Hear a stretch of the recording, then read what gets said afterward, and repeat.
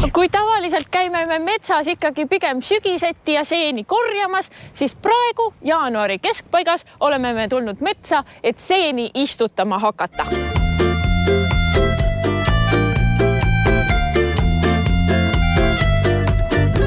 Kõigil inimestel on võimalik oma metsatukkadesse, kui on kasemetsa olemas, siis selline tšaga ehk siis must pässik eesti keeles kasvama panna. See on siis meditsiiniline seen, mida siis väga palju on rahvameditsiinis läbi aastasadade kasutatud.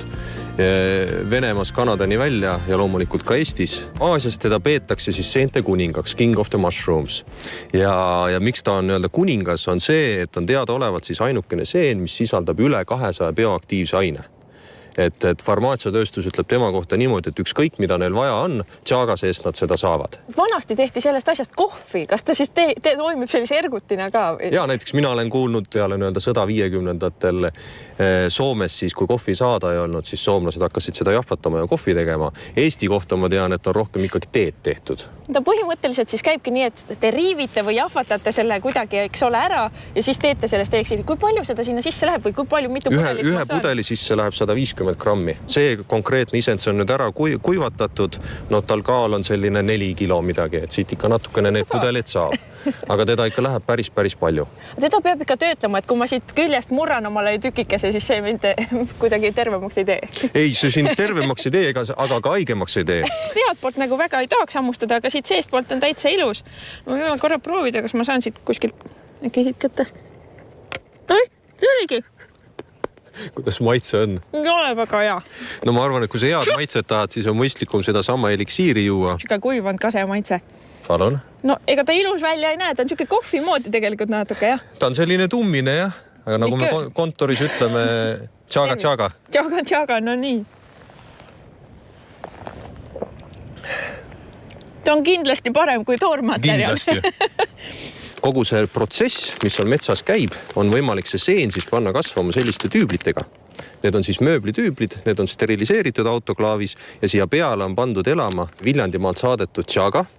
See on siis Belgia laboris, Mütseelia laboris on sellest tehtud siis mütseel ehk seeneniidistik ja kõigil metsaomanikel ongi siis võimalik puurides kasepuu sisse väikene augukene, panna see tüübel sinna sisse ja umbes 3, 4, 5 aasta pärast hakkab selline mügarik sealt välja kasvama ja ühel hetkel saab selle puu küljest ära võtta ja siis sellest eliksiiri teha või endale teed teha.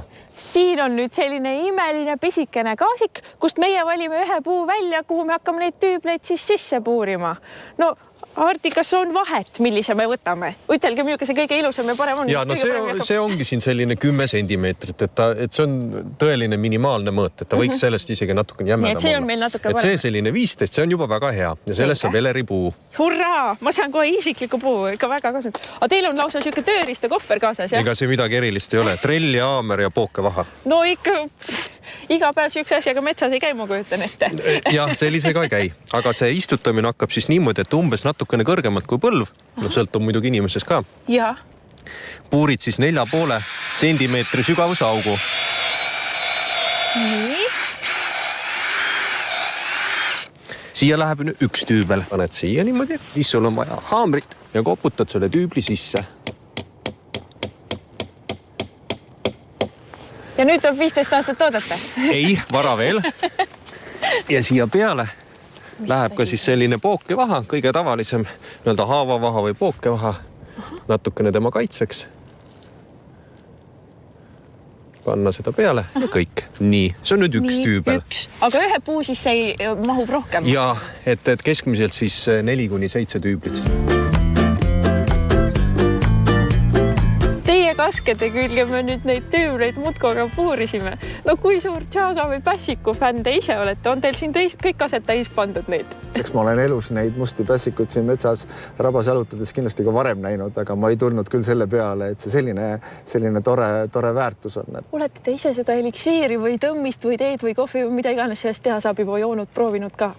ma olen joonud seda eliksiiri, jah, ma olen seda proovinud ja tõepoolest ta annab sellise väga mõnusa herksa toime, et kõik teeb sellised olemised lahti ja paneb aju tööle, et ma olen ka proovinud nii-öelda seda teed teha, et oleme võtnud metsast ühe sellise pässiku ja siis selle ära hakkinud, nii nagu vanasti tehti ja siis sellest teetõmmisid teinud ja ka see annab sellist mõnusat herksat tunnet. Kas tal on ka selline meditsiinilised kinnitused, võtad pa mingi haigusega ära või on ta mõjub pigem nagu selline? Ei, selliseid kinnitusi ei ole. Lihtsalt temas on meeletult palju erinevaid aineid, aga rahvameditsiinis on teda aastasadu kasutatud erinevate haiguste ennetamiseks. Aga mis on tema teada tuntud omadus on see, et ta ergutab siis immuunsüsteemi. No te olete juba natuke aega selle asjaga siin Eestimaal tegelenud. Kui populaarne ta on? Kas inimesed jooksevad tormi teile, et tulge tüüblitega meie juurde või kuidas ta käib? No meil on juba tegelikult lepingud siis sõlmitud 104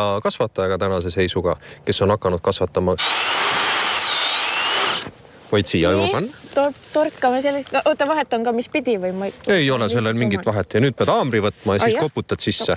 Ei ära niimoodi. Nüüd löö haamriga. Nii. Anna andaks, kui ma sulle nüüd vastu sõrme lähen.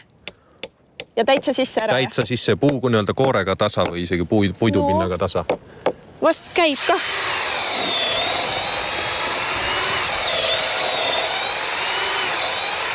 No see võtab ikka terve päeva ära, sest et kui üks metsaomanik nüüd hakkab panema, siis ta paneb neid siia sadule. Kui me nüüd oleme need paigaldusi teinud, kahekesi sellise mõnusa tempoga pannes, kui asi on juba käppas, selline 1500 tüüblit paneb päevas ära. No kui seent saab nii lihtsasti istutada, maja seent saab ka naabrile nii lihtsalt istutada, kui ta nii lihtne kõik ei ole, lihtsalt pässiku istutamine on niimoodi ja sellist meetodit on siis Jaapanis peale sõda juba arrastatud 50-ndatel hakkas siis pihta ja nüüd see on siis lõpuks ka Eestisse jõudnud. Soomlased on aastast 2010 kasvandusi rajanud ja nüüd siis eelmise aasta lõpus ka Eestis esimesed kasvandused. No see nõuab ikka väga suurt kannatust, siis ma saan aru, et 5 aastat pead ootama, et midagi tuleks ja siis ei tule ka siuke.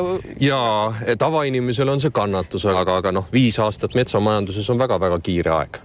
No aga selline 5 aastaga ei kasva, eks ole? Selline ei kasva, et see isend on selline, ma saan ainult eeldada, et ta võib olla selline 15–20 aastat kasvanud, aga ta on ka võimas. Eks me siis peame siin 3-4 aasta pärast tagasi tulema ja vaatama, kas hakkasid kasekäsnad kasvama või ei hakanud.